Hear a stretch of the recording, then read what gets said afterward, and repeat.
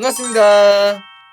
네, 오늘은 알면 받고 모르면 못 받는, 그리고 모르면 손해를 볼 수 있는 보상에 대해서 설명을 드릴 거고요. 설계사를 통하지 않아도 쉽게 확인할 수 있고 방법까지도 알려드리도록 하겠습니다. 구독자분들 중에 만 2세부터 만 13세까지의 나이 기준을 뭐라고 부르는지 혹시 아시나요? 바로 소아라고 얘기를 하잖아요.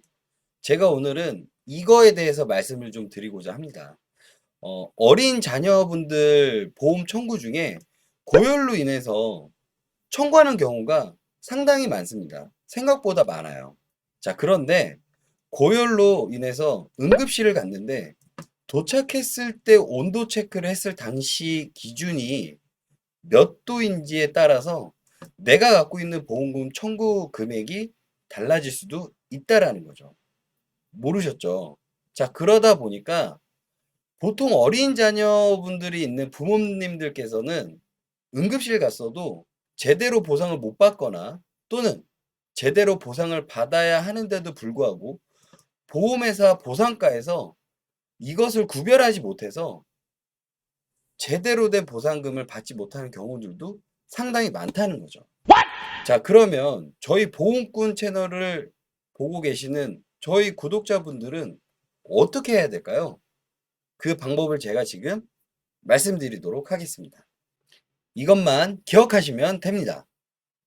본인 부담금, 공단 부담금, 전액 본인 부담금.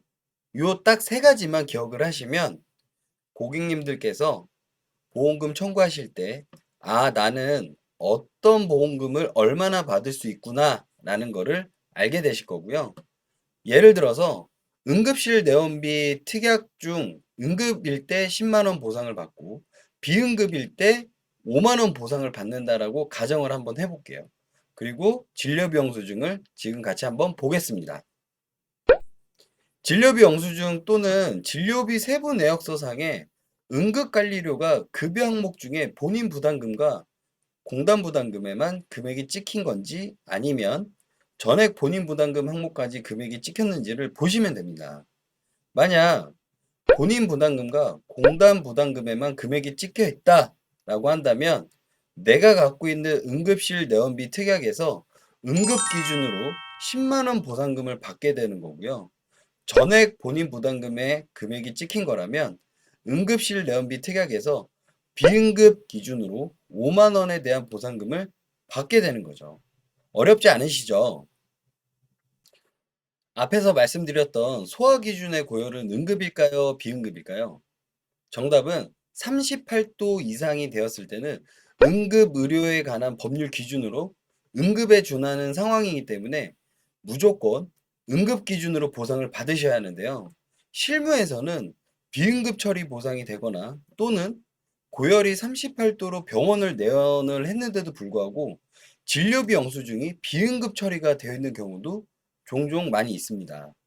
자, 그러면 이럴 때는 어떻게 해야 될까요? 이러한 사소한 부분들도 놓치는 분들이 상당히 많기 때문에 그런 거에 대해서 제가 방법을 말씀드리도록 하겠습니다.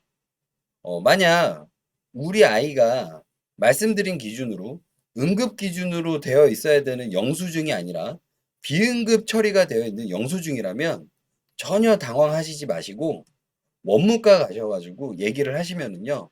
전액 본인 부담금에 찍혀 있는 금액이 본인 부담금과 공단 부담금에만 금액이 찍히도록 수정된 영수증을 줄 거예요.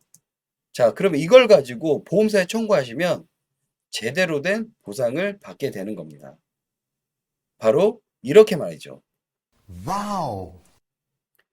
보시는 것처럼 수정된 영수증을 청구하시면 정상적인 보험금을 받게 되십니다. 그리고 끝으로 꿀팁 하나 더 말씀을 드릴게요.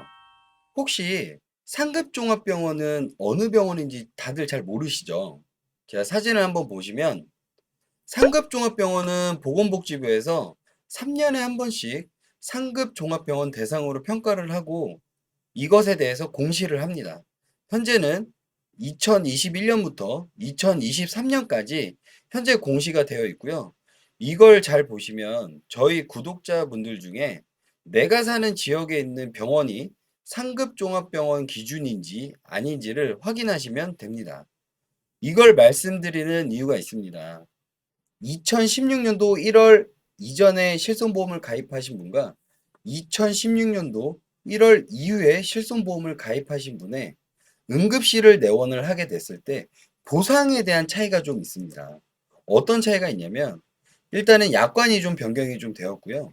2016년도 1월 이전에 가입하신 분은 상급종합병원에서 응급실을 내원을 하더라도 보상이 가능하지만 2016년도 1월 이후에 실손보험을 가입하신 분은 상급종합병원에 응급실을 내원을 하셨는데 응급에 준하는 상황이 아니라 비응급에 준하는 상황으로 진료를 받게 되면은 보상이 불가하다는 점, 이 점을 꼭 명심을 하시고 참고를 해주셔야 됩니다.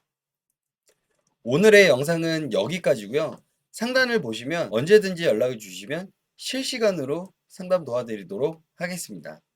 오늘의 영상이 도움이 되었다면 좋아요, 구독, 알림 설정은 저에게 큰 힘이 됩니다.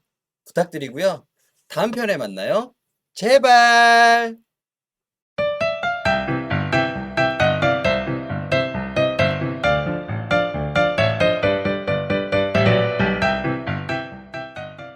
본 광고는 손해보험 광고 심의 기준을 준수하였으며 유효기간은 심의 일로부터 1년입니다.